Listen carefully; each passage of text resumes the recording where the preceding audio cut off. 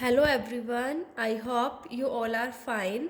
आज हम 11th accountancy के अंदर चैप्टर नंबर 14 जो कि बैंक रिकन्सिलेशन स्टेटमेंट पढ़ रही हैं उसको आज हम स्टडी करेंगे। तो हमें पता है बीआरएस को बनाने के 4 मेथड होते हैं, ठीक है। तो उसमें से आज हम फर्स्ट मेथड स्टडी करेंगे। फर्स्ट मेथड है, देखिए हमारा method of preparing bank reconciliation statement by debit balance of bank column of cash book. जब कैश बुक के जो बैंक कॉलम होता है उसमें जो डेबिट बैलेंस होता है ना, उसके अकॉर्डिंग जो है हम बीआरएस को कैसे प्रिपेयर करते हैं। मतलब जब आपकी कैश बुक का डेबिट बैलेंस पासबुक के क्रेडिट बैलेंस के कंपैरिजन में कम होता है तो उस टाइम पर आप कैसे ट्रीटमेंट करते हैं।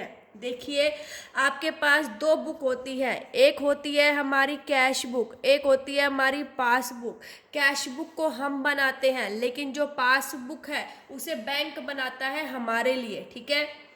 कैश बुक के भी 2 साइड होते हैं, डेबिट और क्रेडिट। ऐसे ही हमारा ये पासबुक है। अब देखिए, मेरे अकाउंट के अंदर 10,000 रुपीज़ है, ठीक है। मैंने डिपॉजिट कराए तो कैश बुक के अंदर जब मेरे 10,000 रुपीज़ है वो मेरे लिए क्या है, एसेट्स है। तो एसेट्स किस साइड आएंगे कैश बुक के अंदर, डेबिट साइड। लेकिन जो बैंक की बात करें तो मेरे जो 10,000 रुपये है, मैंने अपने अकाउंट में जो 10,000 रुपये जमा करवाए तो बैंक की तो वो लाइबिलिटी है। बैंक को तो जिस टाइम पर मैं मांगूंगी देने पड़ेंगे। तो बैंक किधर उसको रिकॉर्ड करेगा, बैंक की लाइबिलिटी है तो वो किधर रिकॉर्ड करेगा, क्रेडिट साइड में।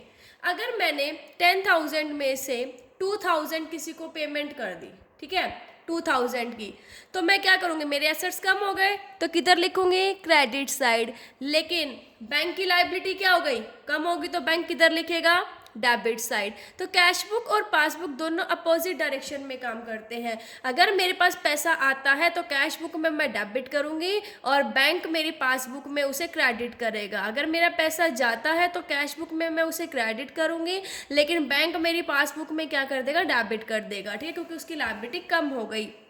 अब देखिए, कहते हैं कि जब कैश बुक का जब डेबिट बैलेंस है ना वो कम होता है इन कंपैरिजन टू पासबुक जो क्रेडिट बैलेंस ऑफ पासबुक। अब देखिए, मुझे बैंक रिकन्सिलेशन स्टेटमेंट बनानी है। मतलब मैंने क्या किया, मैंने ना अपनी कैश बुक को पासबुक के साथ मैच कराने के लिए सोचा, चलो मैं अपनी ना कैश बुक को पासबुक के साथ मैच करती हूँ।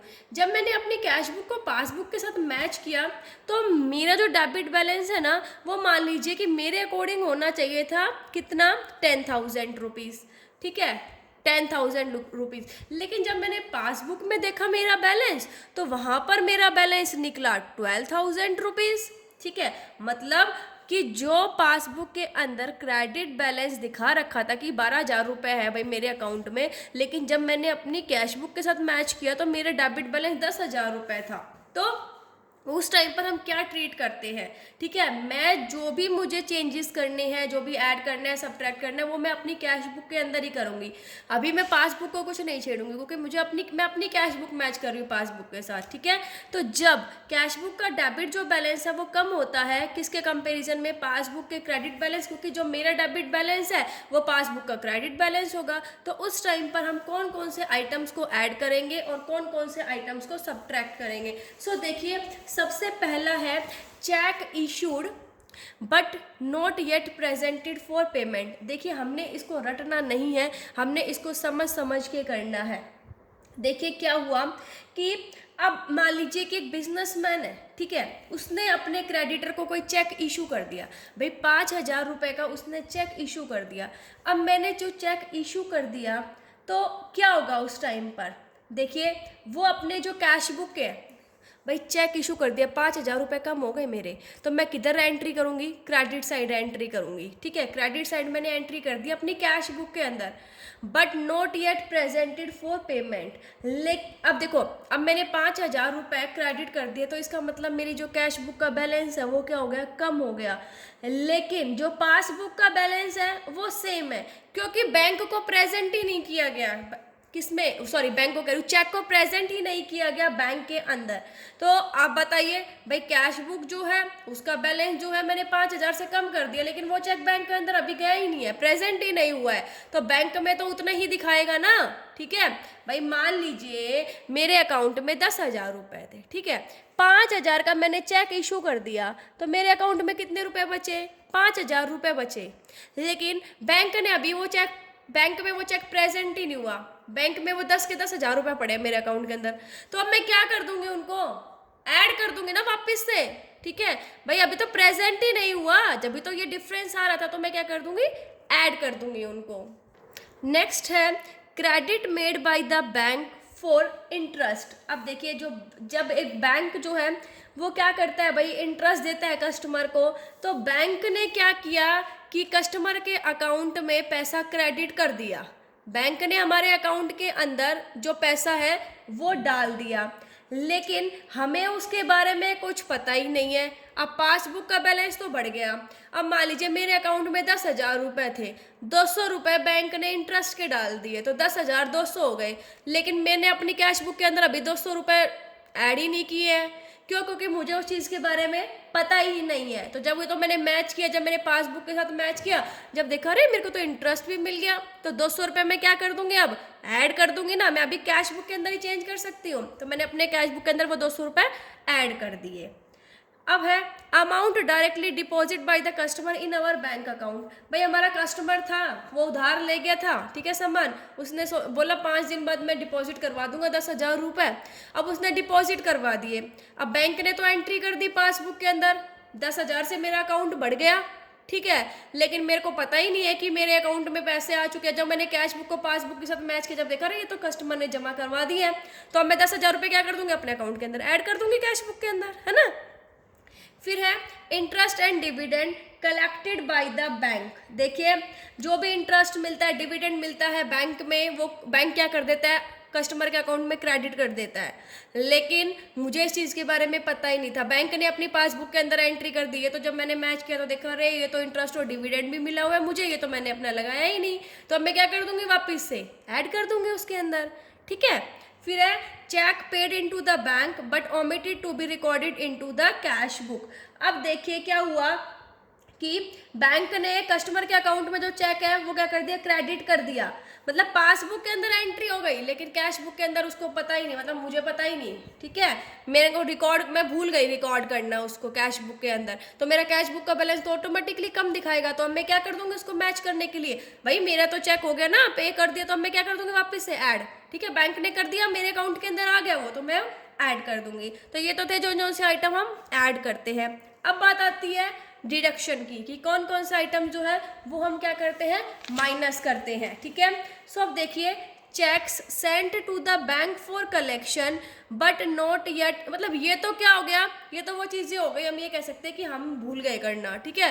बैंक ने अपनी पासबुक के अंदर सारी एंट्री कर दी, लेकिन कैश बुक के अंदर हमने इनकी की नहीं। अब आगे करेंगे माइनस, क्या क्या करेंगे, cheque sent to the bank for collection but not yet credited by the bank, कि मैंने बैंक में क्या किया कि जब बैंक के अंदर डिपॉजिट करवाया चेक, ठीक है, तो मैंने अपने कैश बुक के डेबिट साइड में वो लिख लिया, क्योंकि मैंने देखो मेरे अकाउंट, मेरे को 10,000 रुपये का कोई चेक दे के गया, अब मैंने वो बैंक में भेज दिया कलेक्शन के लिए, तो मैं अपने कैश बुक में तो डेबिट साइड लिख लूँगी, 10,000 रुपये बढ़ गए मेरे।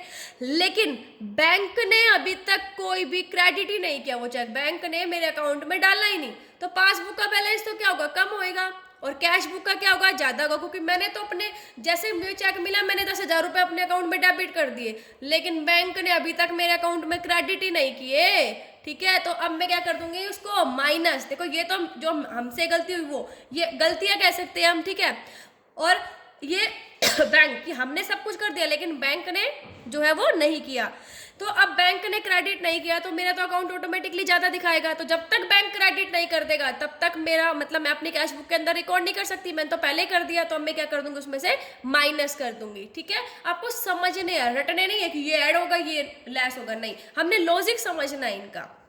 फिर है cheque send to the bank for collection but dishonoured by the bank. अब वही बात है कि मैंने बैंक में चेक भेजा कलेक्शन के लिए, ठीक है, तो मैंने अपना तो अकाउंट क्या कर दिया, डेबिट कर दिया कि हाँ भाई मुझे तो ये पैसे मिल जाएंगे मेरे अकाउंट में, बैंक क्रेडिट कर देगा, लेकिन बैंक ने वो डिसऑनर कर दिया, ठीक है, किसी रीजन से डिसऑनर कर दिया। तो अब मैं क्या करूंगी, भाई पासबुक का बैलेंस तो उतना ही है, कैश बुक में ज़्यादा हो गया क्योंकि मैंने पहले ही कर दिया उसको क्रेडिट डेबिट, तो अब मैं क्या कर दूंगी, उसको माइनस कर दूंगी।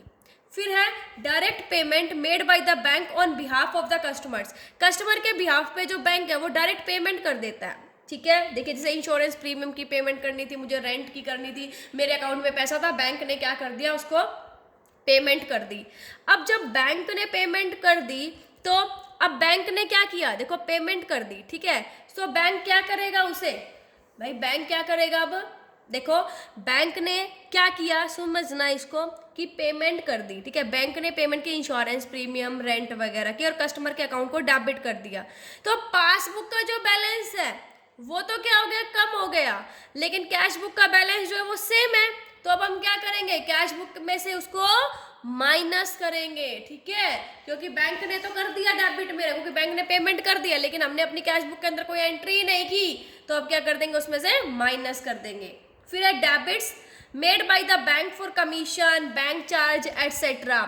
देखो जो बैंक है वो क्या कमीशन लेता है या कोई फैसिलिटीज प्रोवाइड करता है तो चार्जेस लेते हैं, तो उन्होंने क्या कर लिया, मेरे अकाउंट में से डेबिट कर लिया बैलेंस, ठीक है, मान लीजिए 50 रुपए काट लिए चार्ज के। अब बैंक ने तो मेरी पासबुक के अंदर डेबिट कर दिया, लेकिन मैंने नहीं किया, ठीक है, मुझे पता ही नहीं, तो पासबुक का बैलेंस तो कम हो गया, लेकिन मैंने अपनी कैश बुक के अंदर उतने का उतना ही है, तो मैं अब क्या कर दूंगी, माइनस कर दूंगी 50 रुपए से। फिर है cheque issued but omitted to be recorded in the cash book. Cheque issue हो गया, ठीक है, देखिए जब बैंक जो है चेक की पेमेंट करेगा तो कस्टमर के अकाउंट को डेबिट करेगा, तो पासबुक का जो बैलेंस है वो तो क्या हो गया, कम हो गया, लेकिन कैश बुक का बैलेंस जो है वो सेम है।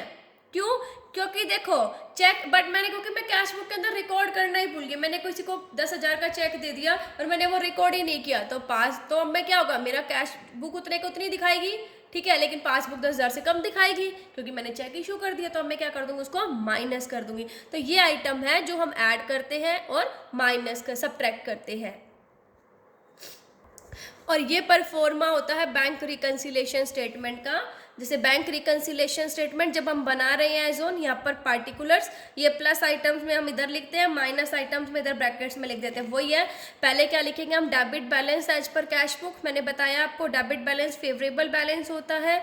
इसमें ऐड क्या कर देंगे, जो जो बताया, चेक इशूड और drawn but not yet presented for payment, interest allowed by bank not recorded in cash book, amount directly deposited by the customers in our bank account, interest or dividend collected by bank on traders investment, checks paid into bank but omitted to be entered in the cash book, any wrong credit given by bank in the passbook। जो अभी बताया वही चीज के अंदर plus कर देंगे और वो माइनस, जैसे चेक पे कर दिया बैंक के लिए पर बैंक ने क्रेडिट नहीं किया, डिसऑनर कर दिया बैंक ने, डायरेक्ट पेमेंट कर दी, ठीक है, कस्टमर्स को, फिर अब बैंक ने चार्ज कर लिया कोई कमीशन तो वो हम माइनस करेंगे, चेक इशू हो गया बट कैश बुक में रिकॉर्ड होना भूल गए, कोई भी रॉन्ग डेबिट कर दिया, ठीक है, तो उस टाइम पर हम क्या कर देंगे, इनको माइनस कर देंगे। सो ये आइटम है जो हम ऐड करेंगे और सब्ट्रैक्ट करेंगे, ठीक है। फिर यहाँ पर हमारे ये प्लस आइटम्स का जो है हमारा ये बैलेंस आ जाएगा, और यहाँ पर ये हमारा बैलेंस आ जाएगा, हमारा जो माइनस आइटम्स है उनका बैलेंस आ जाएगा। अब देखिए स्टार्ट हमने कहाँ से किया था, debit balance as per passbook, तो आंसर जो है वो किसके अकॉर्डिंग आएगा, जो डिफरेंस आएगा इन दोनों का वो क्या होगा, भाई पासबुक के जो क्रेडिट बैलेंस है उसके इक्वल होगा, क्योंकि कैश बुक का डेबिट बैलेंस वो किसका आता है, क्रेडिट बैलेंस के पासबुक के इक्वल, पासबुक का जो क्रेडिट बैलेंस है उसके इक्वल होता है, तो इन दोनों का जो डिफरेंस है, ठीक है, वो यहाँ पर आएगा। और लास्ट में हमने स्टार्ट कहाँ से किया था, डेबिट बैलेंस से, तो आंसर जो है वो हमारा क्या आएगा, क्रेडिट बैलेंस, जो कि फेवरेबल बैलेंस होता है as per passbook. So I hope आपको ये कॉन्सेप्ट समझ आ गया होगा। Thank you, stay safe, stay home.